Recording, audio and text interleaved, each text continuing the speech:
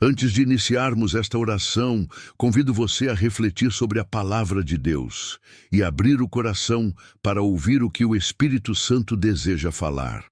A Bíblia nos ensina, em 2 Timóteo 3, 1, 5, que nos últimos dias os tempos seriam difíceis, pois muitos se tornariam amantes de si mesmos, do dinheiro e dos prazeres, esquecendo-se de honrar a Deus. Essa passagem não serve para apontarmos o dedo para os outros, mas sim para olharmos para dentro de nós e perguntarmos: será que temos dado lugar a essas coisas em nosso coração?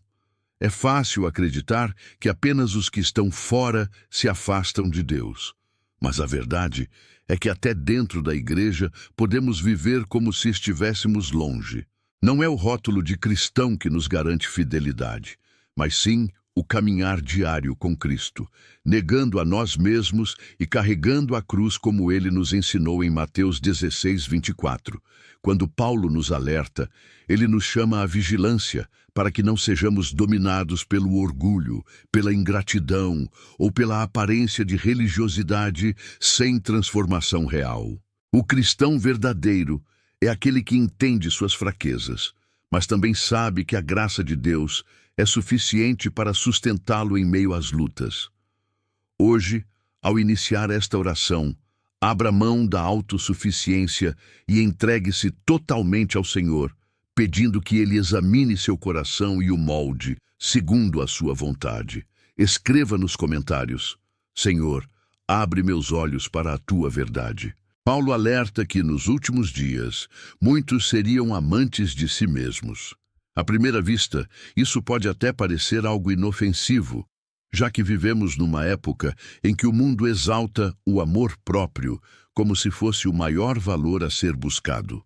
Mas a verdade é que o que Paulo denuncia não é o cuidado saudável consigo mesmo, e sim a idolatria do próprio eu, um coração consumido por si, que coloca seus desejos, interesses e vontades acima de tudo, até mesmo acima de Deus. Esse tipo de amor distorcido gera orgulho, vaidade, egoísmo e nos afasta do verdadeiro propósito da vida cristã.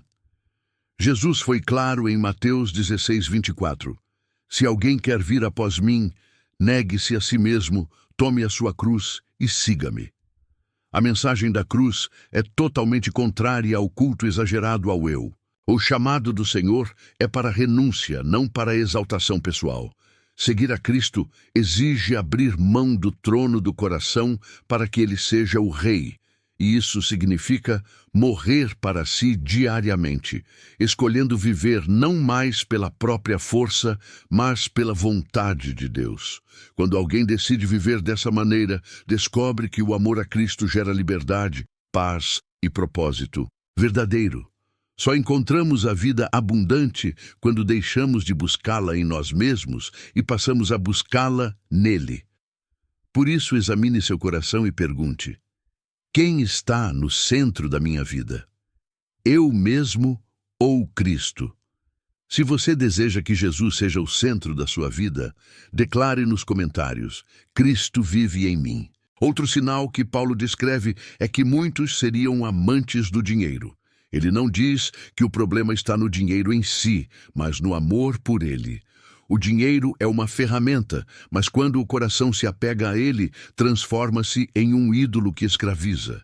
Em 1 Timóteo 6:10 está escrito: o amor ao dinheiro é a raiz de todos os males, e alguns, nessa cobiça, se desviaram da fé e se traspassaram a si mesmos com muitas dores.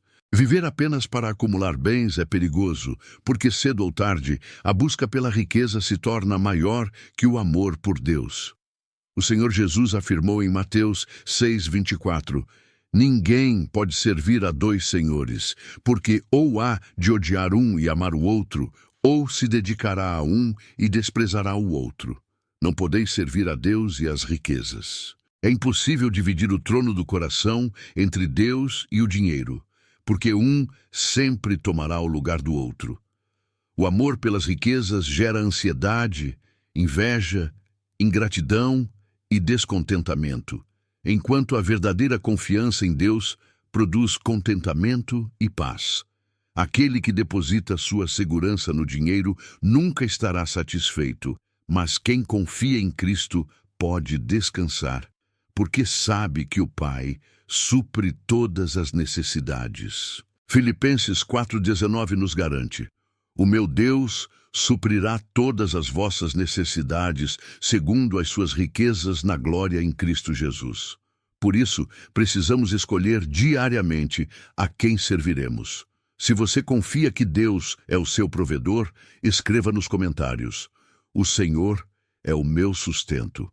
Paulo também alerta que, nos últimos dias, muitos se tornariam ingratos. Esse detalhe parece pequeno, mas é profundamente espiritual. A ingratidão fecha os olhos para a bondade de Deus e abre espaço para a murmuração. Todos os dias o Senhor nos presenteia com vida, fôlego, proteção e provisão. Mas muitas vezes preferimos reclamar do que não temos em vez de agradecer pelo que já recebemos. Lamentações 3:22-23 nos lembra: as misericórdias do Senhor são a causa de não sermos consumidos, porque as suas misericórdias não têm fim. Renovam-se a cada manhã.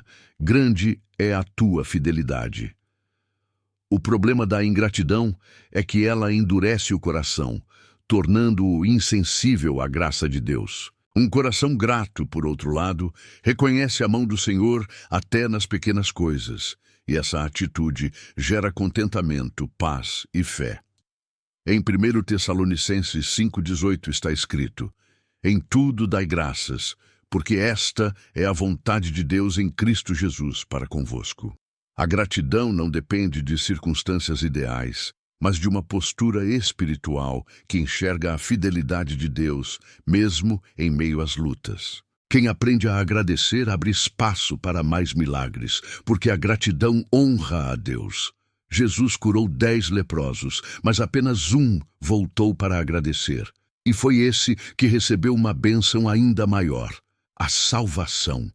A ingratidão rouba vitórias, mas a gratidão multiplica bênçãos. Escreva nos comentários: Senhor, eu escolho ser grato hoje. Outro ponto poderoso que Paulo destaca é sobre aqueles que teriam apenas a aparência de piedade, mas negariam o poder de Deus. Isso significa viver uma religiosidade externa, mas sem transformação verdadeira no coração. É possível frequentar igrejas, repetir palavras bonitas, aparentar espiritualidade diante dos outros, mas não permitir que o Espírito Santo molde a vida de dentro para fora. Jesus falou sobre isso em Mateus 15:8. Este povo honra-me com os lábios, mas o seu coração está longe de mim. Deus não busca a aparência, ele deseja a entrega. É por isso que Paulo alerta: não basta parecer cristão, é preciso ser cheio da presença e do poder de Deus. Ter apenas forma de piedade é como carregar uma lâmpada sem óleo. Por fora há estrutura, mas por dentro não há luz. O verdadeiro evangelho produz frutos visíveis: amor, perdão, humildade, santidade. Sem isso, a fé se torna vazia. O Espírito Santo é quem nos dá poder para vencer o pecado, resistir às tentações e viver como testemunhas de Cristo. Atos 1:8 declara: mas recebereis poder ao descer sobre vós o Espírito Santo e sereis minhas testemunhas. O cristão cheio do Espírito não apenas fala sobre Jesus, mas reflete a sua vida em atitudes. Escreva nos comentários: Senhor, eu não quero aparência, eu quero o teu poder. Amado, essa passagem de 2 Timóteo 3 não é apenas uma descrição do mundo, mas também um alerta para nós. Paulo não escreveu essas palavras para nos dar apenas conhecimento, mas para nos chamar à vigilância espiritual. O cristão verdadeiro não pode se conformar com os padrões deste século. Em Romanos 12:2 está escrito: e não vos conformeis com este mundo, mas transformai-vos pela renovação da vossa mente, para que experimenteis qual seja a boa, agradável e perfeita vontade de Deus.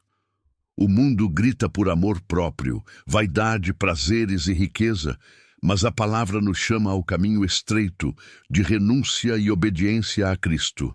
Vivemos dias em que muitos querem um evangelho sem cruz, mas Jesus deixou claro em Lucas 9:23: se alguém quiser vir após mim, negue-se a si mesmo, tome cada dia a sua cruz e siga-me. Isso significa abrir mão do orgulho, das paixões carnais e do egoísmo para viver de acordo com a vontade de Deus. Não podemos ser cristãos de aparência, precisamos ser sal e luz em uma geração corrompida. Nossa vida deve refletir a glória do Senhor mesmo em meio às trevas. Quando o mundo olha para nós, deve ver a diferença que Cristo faz em quem se rende a Ele. Declare nos comentários: eu escolho viver a verdade de Cristo e não a mentira do mundo. Quando Paulo alerta sobre aqueles que teriam apenas uma forma de piedade, mas negariam o poder de Deus, ele está falando de um cristianismo superficial, sem transformação. É possível frequentar a igreja, cantar louvores, até citar versículos, e ainda assim viver sem experimentar a presença real do Espírito Santo. Jesus já havia advertido sobre isso em Mateus 15:8, dizendo: este povo honra-me com os lábios, mas o seu coração está longe de mim. Isso nos mostra que Deus não busca apenas palavras bonitas ou rituais religiosos. Ele deseja um coração entregue, quebrantado e obediente. Quando a palavra fala de negar o poder de Deus, está se referindo à recusa de permitir que o Espírito Santo transforme o caráter, os pensamentos e as atitudes. O cristianismo verdadeiro não é um disfarce, é uma nova vida em Cristo, como está escrito em 2 Coríntios 5:17. Assim que se alguém está em Cristo, nova criatura é. As coisas velhas já passaram, eis que tudo se fez novo. Essa transformação só acontece quando deixamos de lado as máscaras e nos rendemos totalmente ao Senhor. Não podemos viver de aparências, precisamos viver de essência. O Espírito de Deus nos chama à autenticidade, a sermos verdadeiros discípulos de Cristo, que brilham em meio à escuridão. Escreva nos comentários: eu sou uma nova criatura em Cristo Jesus. A vida cristã não é isenta de desafios, e Paulo sabia muito bem disso. Ele mesmo enfrentou perseguições, prisões, açoites, fome, frio e desprezo por causa do Evangelho. Ainda assim, sua fé não foi abalada. Pelo contrário, ele declarou em Romanos 8:18: porque para mim tenho por certo que as aflições deste tempo presente não são para comparar com a glória que em nós há de ser revelada. Essa verdade precisa estar gravada em nosso coração. As provações que enfrentamos não são o fim, mas apenas parte do processo que nos aproxima de Deus. Muitos hoje desistem facilmente diante das dificuldades, esquecendo-se de que somos chamados a perseverar. Tiago 1:12 nos lembra: bem-aventurado o homem que suporta a tentação, porque quando for provado, receberá a coroa da vida. O inimigo tentará nos enfraquecer, semear dúvidas e nos afastar do Senhor. Mas é nas adversidades que nossa fé é refinada como o ouro no fogo. Assim como Paulo, precisamos permanecer firmes, sabendo que o Senhor nunca nos abandona. Ele prometeu estar conosco até o fim dos tempos. Não importa a intensidade da tempestade, o nosso Deus continua no controle. E a glória futura será infinitamente maior do que qualquer dor presente. Declare nos comentários: minha fé permanece firme em Cristo, mesmo nas lutas. Quando olhamos para a vida de Paulo após sua conversão, percebemos que ele não apenas recebeu uma nova visão espiritual, mas também uma nova missão. O perseguidor de cristãos tornou-se o maior missionário do Evangelho. Isso nos mostra que ninguém está fora do alcance da graça de Deus.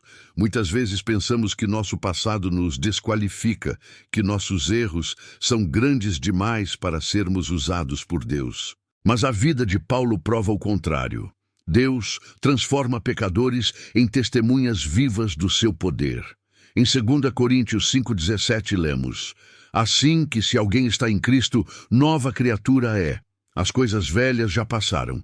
Eis que tudo se fez novo. Essa promessa é para mim e para você. Não importa quantos pecados você tenha cometido ou quão longe tenha se afastado. Quando entregamos nossa vida a Cristo, Ele faz tudo novo. Ele nos levanta, nos limpa e nos envia com propósito. Talvez você se sinta incapaz, mas lembre-se, Deus não escolhe os capacitados. Ele capacita os escolhidos. Como Paulo, somos chamados a ser cartas vivas, levando a mensagem de salvação. Nosso testemunho pode alcançar corações e abrir caminhos que jamais imaginaríamos. Nunca subestime o que Deus pode fazer através da sua vida, mesmo em meio às suas fragilidades. Escreva nos comentários: eu sou uma nova criatura em Cristo Jesus. Ao encerrarmos esta oração e reflexão, quero que você guarde em seu coração a certeza de que Deus continua agindo hoje da mesma forma que agiu na vida de Paulo. Ele ainda remove escamas espirituais, ainda abre olhos cegos, ainda transforma destinos. Nada, absolutamente nada, pode impedir o propósito de Deus quando nos rendemos a Ele de todo o coração.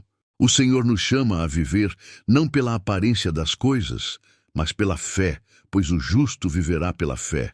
Romanos 1,17. Se hoje você se encontra perdido, sem direção, lembre-se de que Jesus é o caminho, a verdade e a vida. Se sua visão espiritual está turva, peça para que o Espírito Santo ilumine os olhos do seu entendimento. Se o medo, a culpa ou a dúvida tem lhe paralisado, entregue tudo ao Senhor, pois Ele é poderoso para restaurar, renovar e dar forças novas. Como Paulo levantou-se e foi batizado após ter sua visão restaurada, você também pode levantar-se agora em fé e declarar que a sua vida pertence a Cristo. Essa é a sua oportunidade de viver uma nova história, guiada pela graça de Deus e fortalecida pela sua palavra. Creia, escamas estão caindo, correntes estão sendo quebradas e você está sendo renovado no Senhor. Escreva nos comentários: minha vida é de Jesus e eu viverei pela fé.